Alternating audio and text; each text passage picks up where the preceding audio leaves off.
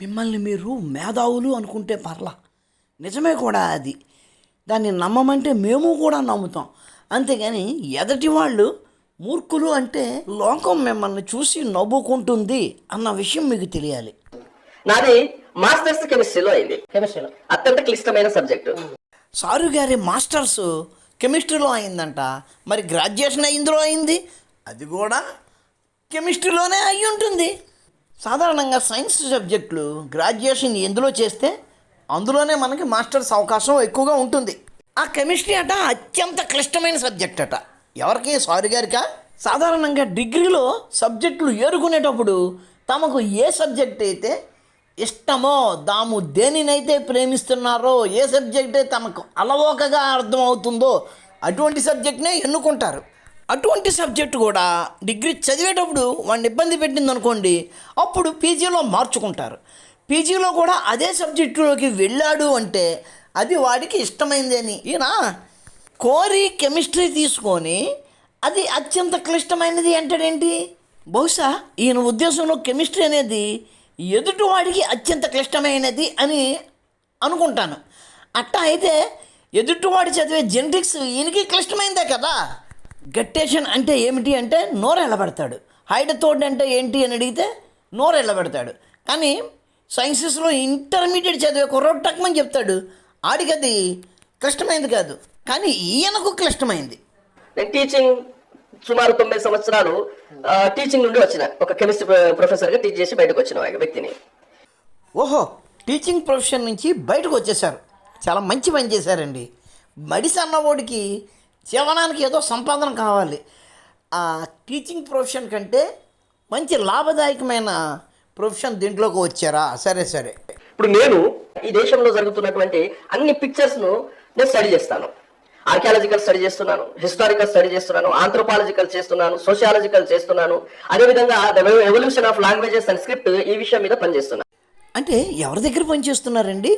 అంటే జీతం ఎవరిస్తున్నారు అని తెలియక అడిగానండి.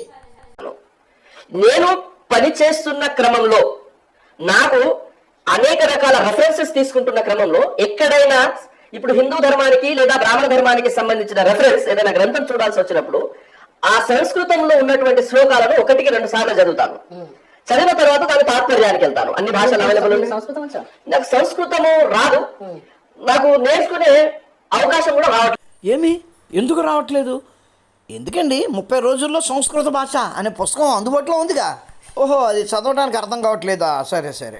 ఎందుకు రావట్లేదంటే ఆల్రెడీ దానికి సంబంధించిన అనేక అర్థాలతో అన్ని భాషల్లో అన్ని గ్రంథాలు ఉన్నాయి.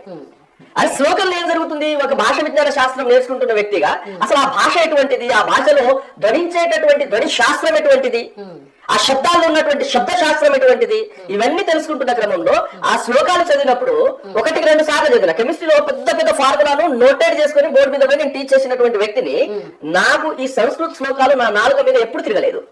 ఓహో, సంస్కృత పదాలు నోరు తిరగట్లేదా? దానికి నువ్వేం చేస్తావు? ఇంకా ఎట్టి పరిస్థితుల్లో నీకు సంస్కృతం రాదు. మీరు చదవండి, ఒక కామన్ మ్యాన్ చదవమనండి, లేదా చదువు రానుడికి సంస్కృతం యొక్క శ్లోకము బైహెడ్ చేయించి మళ్ళీ తిరిగి వాడికి అప్పచెప్పమనండి. భలేవాడివి బ్రదరు. నువ్వు గాడిదవు అయినంత మాత్రాన లోకమంతా గాడిదలు అనుకుంటే అలాగా, నీకు నోరు తిరగనంత మాత్రాన ఎవ్వరికీ నోరు తిరగదు అనుకుంటే ఎట్టాగా? ఈ దేశంలో కొన్ని లక్షల మంది పిల్లలు, 10 ఏళ్లలోపు పిల్లలు ఆ భగవద్గీతని ఈ మూల నుంచి ఆ మూల వరకు నీకు అప్పచెప్తారు. నీకు అది తెలియక నీకు నోరు తిరగలేదు కాబట్టి ఎవ్వడికీ తిరగలేదు అనుకుంటున్నావు. నాలుగనే తిరగది. మానవ సమాజం నిర్మాణమైనప్పుడు వేదాలు నిర్మాణం అయితే నీ వేదాల భాష సంస్కృతం అయితే ఒక కామన్ మ్యాన్ నాలుగ కూడా తిరిగినటువంటి భాష నీది. నీకు ఉర్దూ మాట్లాడడానికి నోరు తిరగదు. నీకు తమిళం రాదు, కన్నడం రాదు, మలయాళం రాదు, ఒడిస్సా రాదు, ఫ్రెంచ్ రాదు, జర్మనీ రాదు. కామన్ మ్యాన్ అయిన నీకు రాని భాషలో అవి కామన్ మ్యాన్ భాషలు ఎట్లా అవుతాయి? కాబట్టి వాటిని దరిద్ర భాషలను తిరగదామా? అప్పుడు కామన్ ప్రజల భాష ఎట్లయితుంది? నీకు నోరు తిరగని ఉర్దూ కామన్ మ్యాన్ భాష ఎట్లా అవుద్ది? చెప్పలేదు నువ్వు. సరే, సంస్కృత భాష ఎక్కడి నుండి వచ్చింది?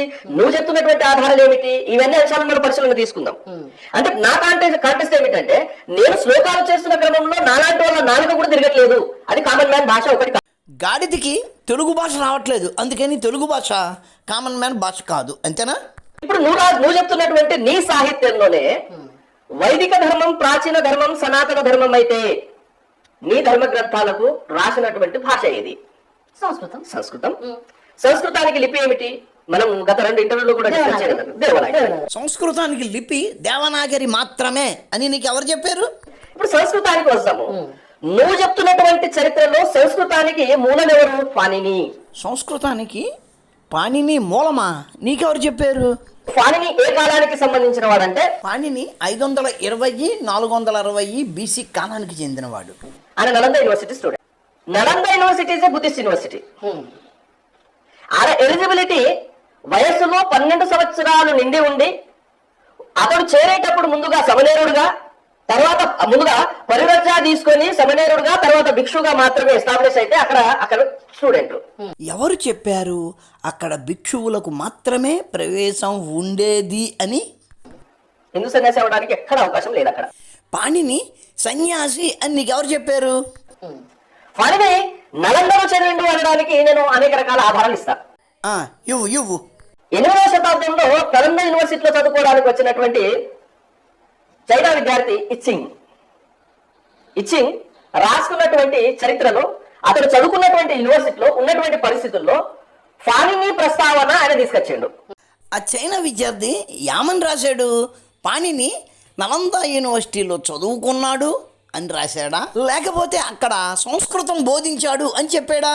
ఏ సందర్భంలో తీసుకొచ్చిండు? పాలికి మరియు సంస్కృతానికి మధ్య ఒక హైబ్రిడ్ లాంగ్వేజ్ తయారు చేస్తున్నారు. ఆ టైంలో పాలీ భాషకు సంస్కృత భాషకు ఒక హైబ్రిడ్ లాంగ్వేజ్ని తయారు చేస్తున్నారు. అంటే వాటికి తయారైపోయి ఉండాలి కదా. ఆ భాష పేరు ఏం పేరు బాబు? ఈ హైబ్రిడ్ లాంగ్వేజ్ ఎందుకు తయారు చేస్తున్నారు అంటే విదేశాల నుండి వచ్చేటటువంటి స్టూడెంట్స్ కు అర్థం అవడానికి ఒక భాష నిర్మాణం చేస్తున్న క్రమంలో పాణిని దాని మీద వర్క్ చేస్తున్నాడు. ఇది కదా అసలు కామెడీ. భాష అంటూ ఎవడు తయారు చేయడు, దానికదే తయారవుతుంది. 2, ఎవడో బయట నుంచి వచ్చి ఇక్కడ కొంతమంది చదువుకుంటారు అని ఇక్కడ ఉన్న 2 భాషలను కలిపి ఒక హైబ్రిడ్ లాంగ్వేజ్ని తయారు చేశారా? నిజంగానే ఇక్కడ ఒక హైబ్రిడ్ లాంగ్వేజ్ని తయారు చేశారు అంటే గనక దాన్ని అందరూ నేర్చుకోవాల్సిందే కదా. ఇక్కడ ప్రజలు ఎవ్వరికీ రాదు కదా, అధ్యాపకులకు కూడా ఆ భాష వచ్చి ఉండదు కదా. ఎవడో బయట నుంచి వస్తాడు కాబట్టి ఎవ్వడికి తెలియని భాషను ఒక దాన్ని సొంతంగా తయారు చేసి దాంట్లో వాళ్ళకి బోధన చేస్తారా? ఎవడన్నా బుర్రన్నవాడు నమ్మేదేనా? నమ్మడానికి అవకాశం ఉంది. నీ ఎదురుగా కూర్చున్నవాడు ఒక గాడిదైతే నువ్వు ఈ మాట చెప్పొచ్చు. ఎవడైనా బయట దేశం నుంచి ఇక్కడికి చదువుకోవడానికి ఎందుకు వస్తాడు? ఇక్కడ కొంత విద్యా సంపద ఉంది అని. అది ఏ భాషలో ఉంటే ఆ భాష నేర్చుకొని చదువుకుంటాడు. చెప్పేవాడికి ఆ భాష వచ్చు కాబట్టి అది అలవగ్గా చెప్తాడు. నిజంగానే ఈ గాడిద అన్నట్టుగా ఒక హైబ్రిడ్ లాంగ్వేజ్ని తయారు చేసిన వాళ్ళు వచ్చి ఇక్కడ చదువుకోవటానికి ఆ హైబ్రిడ్ లాంగ్వేజ్లో ఉన్న పుస్తకాలు ఎక్కడుంటాయండి? నలంద యూనివర్సిటీలో సుమారుగా ఒక 500 నుంచి 1000 మంది అధ్యాపకులు ఉండొచ్చు. ఇప్పుడు కొత్తగా తయారు చేసిన భాషలో విద్యాబోధన చెయ్యాలి అంటే ముందు అధ్యాపకులందరూ నేర్చుకోవాలి. ఎంత నేర్చుకున్నా వాళ్ళ సొంత భాష అంత బాగా రాదు. పోనీ ఆ కొత్త భాషలో నేర్పుదాము అంటే ఆ విదేశాల నుంచి వచ్చిన వాడికి ఆ భాష అన్నా వచ్చా? అది రాదు. ఆడికి ఆ భాష నేర్పాలి. ఎంత ఎర్రిపప్ప కథ చెప్తూ ఉంటే ఈ గాడిదని చూసి చప్పట్లు కొట్టాలా, నవ్వుకోవాలా? ఆ సందర్భంలో ఇచ్చింగ్ ఏం చెప్తున్నాడు? పాణిని ఆ హైబ్రిడ్ లాంగ్వేజ్ మీద వర్క్ చేసినటువంటి వ్యక్తులు చెప్తారు. నువ్వు అన్నట్టుగా పాణిని అక్కడ ఆ హైబ్రిడ్ లాంగ్వేజ్ మీద పని చేస్తూ ఉంటే గనక అతడు ఆ యూనివర్సిటీలో అధ్యాపకుడు అవుతాడు, కానీ విద్యార్థి కాడే. అక్కడ విద్యార్థులు కావాలి అంటే, సన్యాసి కావాలి అంటే ఒక పద్ధతి ఉంది. అధ్యాపకులు కూడా సన్యాసుడు అయి తీరాలని ఎక్కడ ఉంటుంది? ఒక వ్యక్తి సర్వీసెస్ అక్కడ సంస్థకు అవసరమైనప్పుడు అటువంటి కండిషన్ పెడితే నేను రాను పో అని ఆ వ్యక్తి అనే అవకాశం ఉంది కాబట్టి అటువంటి కండిషన్లు అధ్యాపకులకు ఉండే అవకాశం లేదే. క్రీస్తు పూర్వం 190లో బ్యాక్టీరియాకు పాలించినటువంటి డెమిట్రియస్ అనే ఒక రాజు, అతడు దాదాపు సింధు ఈ ప్రాంతంలో ఒక ప్రాంతాన్ని జయించిండు. ఆ ప్రాంతాన్ని ఏం చేసిండంటే తన పేరు మీద ఆ నగరాన్ని నిర్మాణం చేసిండు. డెమిట్రియస్. అతనికి మన దేశంలో ఏమంటామంటే దత్తమిత్ర. డెమిట్రియస్ అన్నవాడిని దత్తమిత్ర అంటారు అనడానికి ఆధారం ఏంటి? దత్తమిత్ర నగరాన్ని నిర్మాణం చేసినటువంటి సందర్భాన్ని పాణిని ఇస్తున్నాడు. ఇది ఎప్పటి అంశము? క్రీస్తు పూర్వం 190లో డెమిట్రియస్ బ్యాక్టీరియాకు పాలించినటువంటి రాజులు ఒకడు. మీరు క్రీస్తు పూర్వం 190కు సంబంధించిన రెఫరెన్స్ మీరు చెప్తున్నటువంటి పాణిని సంస్కృతానికి మూలమైతే 190లో వచ్చినటువంటి ఆ డెమిట్రియస్ యొక్క చరిత్రను వీడు ఎట్లా రాస్తాడు? ఆ డెమిట్రియస్ని దత్తమిత్ర అని పాణిని ఏ గ్రంథంలో రాశాడు? ఇంతకీ ఆ దత్తమిత్ర నగరం నిర్మించాడు అని చెప్తున్నావు, నగరం పేరు ఎందుకు చెప్పట్లేదు నువ్వు?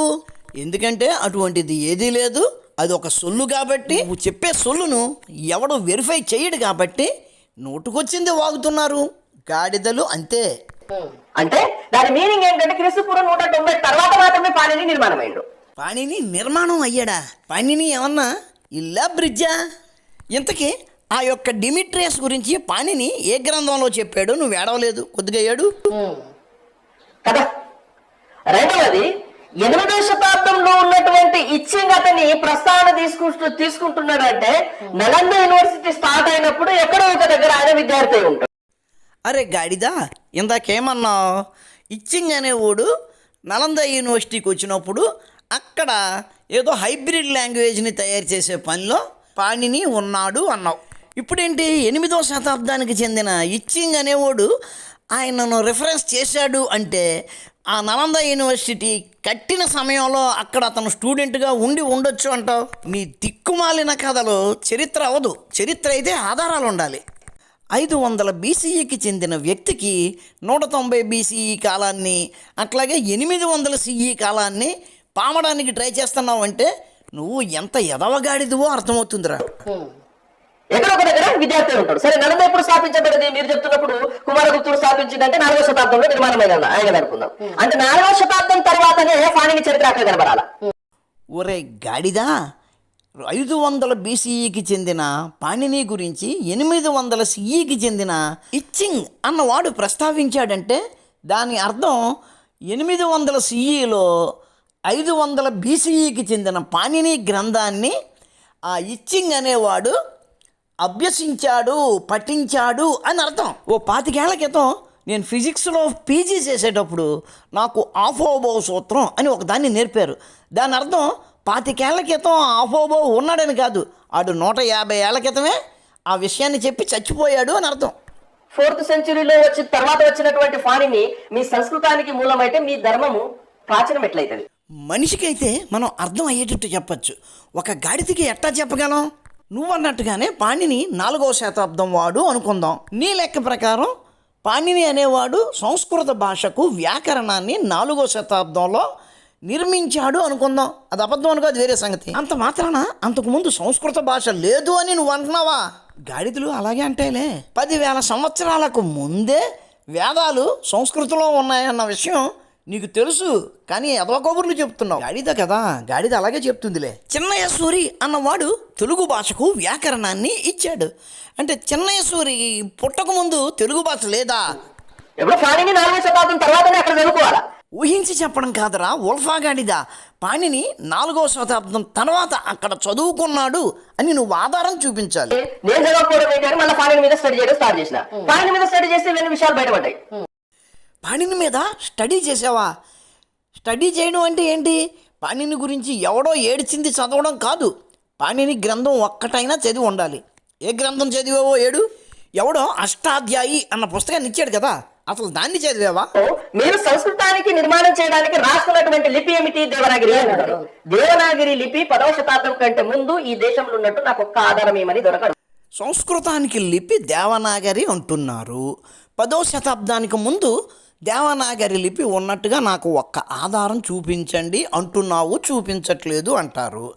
అసలు 10వ శతాబ్దానికి ముందు సంస్కృతాన్ని దేవనాగరిలో రాశారని నీకు ఎవరు చెప్పారు? సాంస్క్రిట్ ఒక విశిష్టమైన భాష. ఈ ప్రపంచంలోని ఏ భాషతోటూ సాంస్క్రిట్ని పోల్చలేము.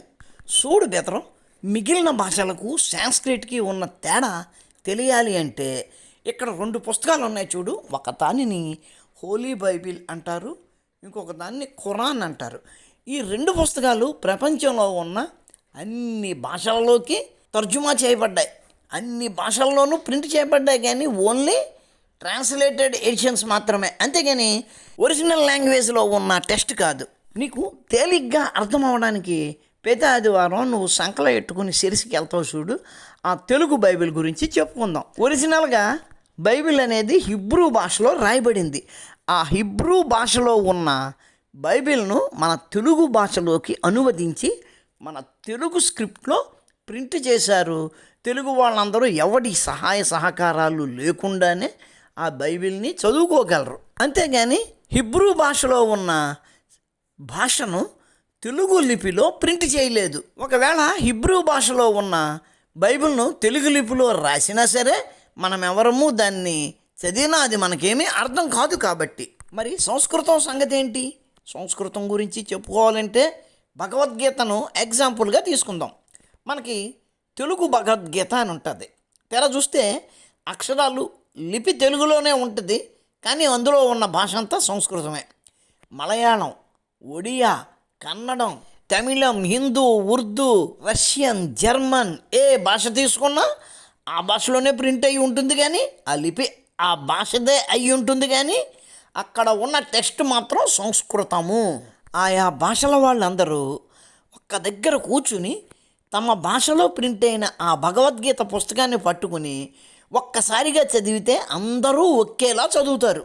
ఎందుకంటే ఈ ప్రపంచంలో ఏ స్క్రిప్టులోనైనా సరే రాయడానికి అనువుగా ఉండే భాష కేవలం సంస్కృత భాష మాత్రమే. కాబట్టి ఏ ఏ ప్రాంతాలకు చెందిన వారు ఆయా ప్రాంతాలలో ఆయా భాషలకు చెందిన లిపిలోనే సంస్కృతాన్ని రాసుకునేవారు. కాలక్రమేణా ఉత్తర భారతంలోని అధిక శాతం భాషలో దేవనాగరి లిపిని వాడడం వలన వాళ్ళందరూ దేవనాగరి లిపిలో సంస్కృతాన్ని రాయడంతో అది ఎక్కువ ప్రాచుర్యం పొందింది. అంతకు మించి మరేమీ కాదు.